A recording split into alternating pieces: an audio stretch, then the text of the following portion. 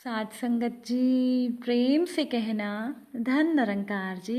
स्वागत है आप सभी का आपके ही चैनल पर। हाजिर हूँ मैं आप सभी के लिए एक नई साखी लेकर। तो चलिए आज की साखी सुनते हैं।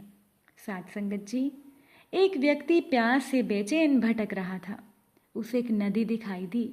पानी पीने के लिए वो नदी की ओर तेजी से भागा, लेकिन नदी के तट पर पहुंचने से पहले ही वो व्यक्ति बेहोश होकर गिर गया। थोड़ी देर के बाद वहां एक सन्यासी पहुंचे। उन्होंने उस व्यक्ति के मुंह पर पानी का छींटा मारा तो उस व्यक्ति को होश आ गया। उस व्यक्ति ने सन्यासी के चरण छू लिए और अपने प्राण बचाने के लिए उनका धन्यवाद करने लगा। सन्यासी ने कहा, बचाने वाला तो भगवान है, मुझ में इतना सामर्थ्य कहाँ है। अगर मुझ में इतना सामर्थ्य होता तो मेरे सामने बहुत से लोग मरे, मैं उन्हें बचा ना लेता। मैं तो तुम्हें बचाने का केवल माध्यम बन गया। इसके बाद जब वो सन्यासी चलने को हुए तो व्यक्ति ने सन्यासी से कहा, मैं भी आपके साथ चलूंगा महाराज। तब सन्यासी ने पूछा, तुम कहाँ तक चलोगे? व्यक्ति बोला, जहाँ तक आप जाएंगे। सन्यासी ने कहा, अरे मुझे तो खुद का ही नहीं पता कि मैं कहाँ जा रहा हूँ और मेरा अगला ठिकाना क्या होगा। सन्यासी ने उस व्यक्ति को समझाया कि उनकी कोई मंजिल नहीं है, लेकिन वो व्यक्ति अड़ा रहा। दोनों चल पड़े। कुछ समय के बाद व्यक्ति ने सन्यासी से कहा कि महाराज, मेरा मन तो करता है मैं आपके साथ ही चलता रहूं, लेकिन कोई बात है जो मेरी जान नहीं छोड़ रही। आपकी ही तरह भक्ति भाव और तप की मेरी भी इच्छा है, पर महाराज मैं विवश हूँ। सन्यासी के पूछने पर उस व्यक्ति ने बताया, महाराज मेरे घर पर कोई महिला या बच्चा नहीं है। मेरा एक पैतृक मकान है, उसमें पानी का कूप लगा है, एक छोटा बगीचा भी है। जब मैं घर से बाहर जाता हूँ तो वो सूखने लगता है। अब पौधों का जीवन मैं कैसे नष्ट करूँ? नहीं रहने पर लोग मेरे कूप को गंदा करते हैं, नौकर रखवाली नहीं करते, मेरे बैल भूखे रह जाते हैं। मैं बेजुबान जानवरों को कैसे कष्ट दूं? मेरे बहुत से संगी साथी हैं जो मेरे नहीं होने से उदास हो जाते हैं। उनके चेहरे की उदासी देखकर मैं उनका मोह भी नहीं छोड़ पाता। और महाराज, दादा परदादा ने भी कुछ लेन देन कर रखा था, उसकी वसूली भी देखनी है, नहीं तो लोग गबन कर जाएंगे। और अपने नगर से भी मुझे प्रेम है। मैं बाहर जाता हूँ तो मेरा मन उधर खींचा रहता है। अपने नगर में मेरा समय, मेरा जीवन आनंदमय बीत जाता है। लेकिन मैं आपकी तरह सन्यासी भी बनना चाहता हूँ। आप मुझे कोई राह दिखाएं। सन्यासी ने उस व्यक्ति की बात सुनी और मुस्कुराने लगे। उन्होंने कहा, जो तुम कर रहे हो वही जरूरी है। तुम सन्यास की बात ना सोचो, अपना काम करते रहो।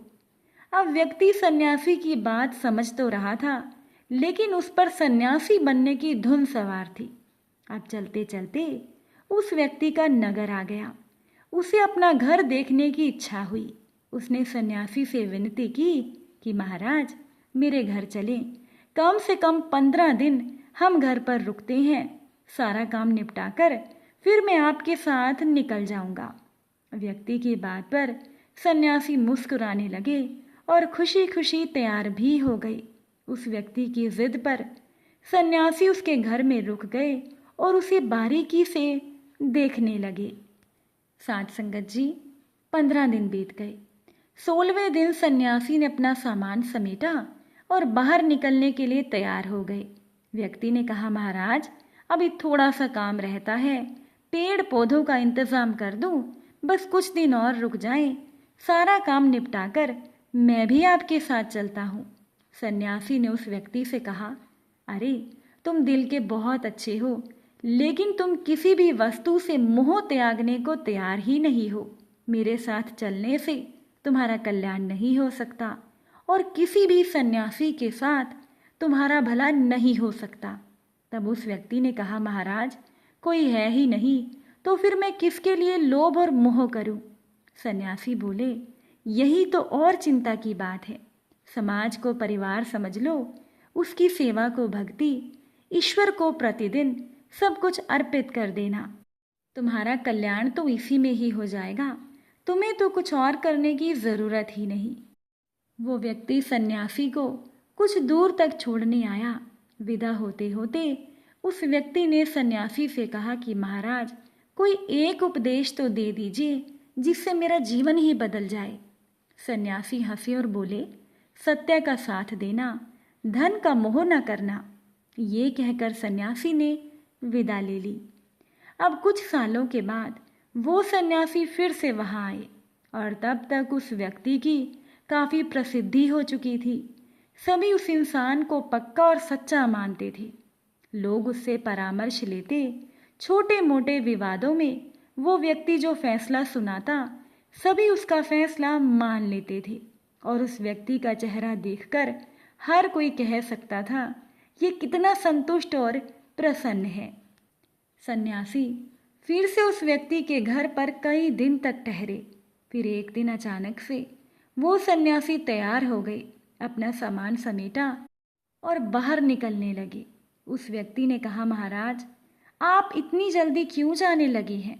आपने तो मुझसे पूछा भी नहीं कि मैं आपके उपदेश के अनुसार आचरण कर भी रहा हूँ या नहीं। तब सन्यासी ने कहा, मैंने तुम्हें कोई उपदेश दिया ही कहाँ था। पिछली बार मैंने देखा था कि तुम्हारे अंदर निर्जीवों तक के लिए दया है, लेकिन धन का मोह बाधा कर रहा था और वो ही मोह तुम्हें असत्य की ओर ले जाता था। हालांकि तुम्हें गलानी भी होती थी। तुम्हारा हृदय तो सन्यास के लिए तैयार था। बीज तो पहले से ही पड़े थे। मैंने तो बस बीजों में लग रही घुन के बारे में तुम्हें बता दिया। तुमने घुन हटा दी और फिर चमत्कार हो गया। सन्यासी ने उस व्यक्ति को समझाया कि सन्यास संसार को छोड़कर ही नहीं प्राप्त होता, अवगुणों का त्याग भी सन्यास ही है। साथ संगत जी, हम सभी में उस व्यक्ति की तरह ही सद्गुण हैं। बस ज़रूरत है उस सद्गुणों को निखारने की। अपने काम करने के तरीके में थोड़ा बदलाव करके आप भी चमत्कार कर सकते हैं। एक बदलाव आजमाइए। हर किसी से प्रेम से बोलिए। खुद देखिएगा कि आपके जीवन में भी मधुरता आ जाएगी और जो मधुरता आएगी वो आपका जीवन बदल देगी। अब कम से कम इसे एक बार आजमा कर ज़रूर देखिएगा।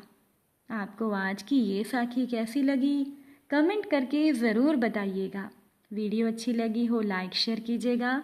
चैनल पर नए हैं तो सब्सक्राइब ज़रूर कीजिएगा। आप सभी से फिर मुलाकात होगी एक नई साखी के साथ। साथ संगत जी, प्यार से कहना, धन निरंकार जी।